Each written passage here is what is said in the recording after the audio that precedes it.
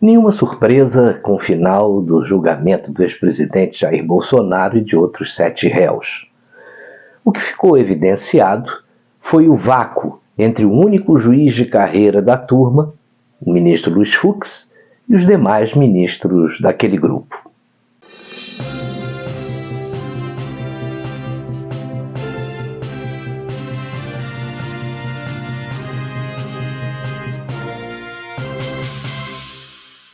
Chamou a atenção a falta de substância dos votos dos ministros Alexandre de Moraes, Flávio Dino, Carmen Lúcia e Cristiano Zanin, se comparados ao voto do ministro Luiz Fux, que detalhou nas quase 13 horas de leitura todos os pormenores da denúncia do Procurador-Geral da República e demoliu essa denúncia feita por ele. Na definição da dosimetria da pena, os risos e piadas e a forma como a ministra Carmen Lúcia se dirigiu ao ex-presidente da República, chamando apenas de Jair Bolsonaro, em vez de ex-presidente Jair Bolsonaro, mostra que o nível dos ministros da turma não está num patamar aí compatível com o Tribunal Superior. O presidente da corte fala tanto que falta uma dose de civilidade na população brasileira, né? Mas eu acredito que ele precisa olhar para dentro do seu próprio tribunal, inclusive revendo a sua própria postura, porque ele estava presente na mesa e deu também as suas risadinhas. Acho que todos estavam muito felizes com o resultado do julgamento, depois do susto que tiveram com o voto do ministro Luiz Fux.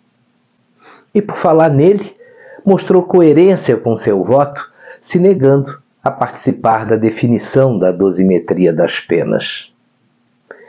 Mas o que falar de um julgamento após conhecer o voto muito bem fundamentado do único juiz de carreira da turma e que teve a participação de 3 ministros suspeitos?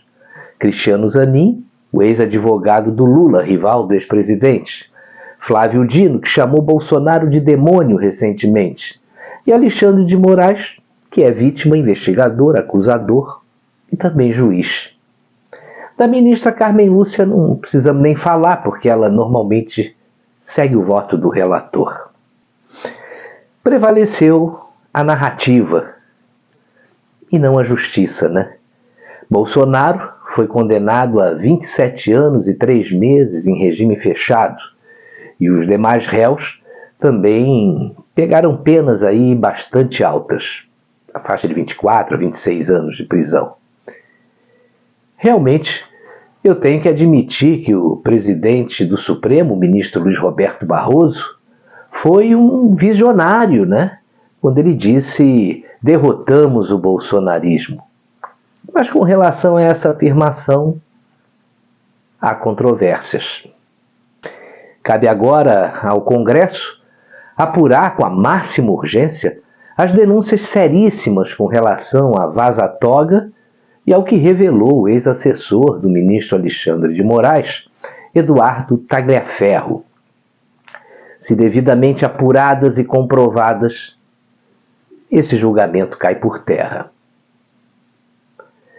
Mas nós só precisamos saber de uma coisa: se o Congresso vai se acovardar ou vai cumprir o seu papel.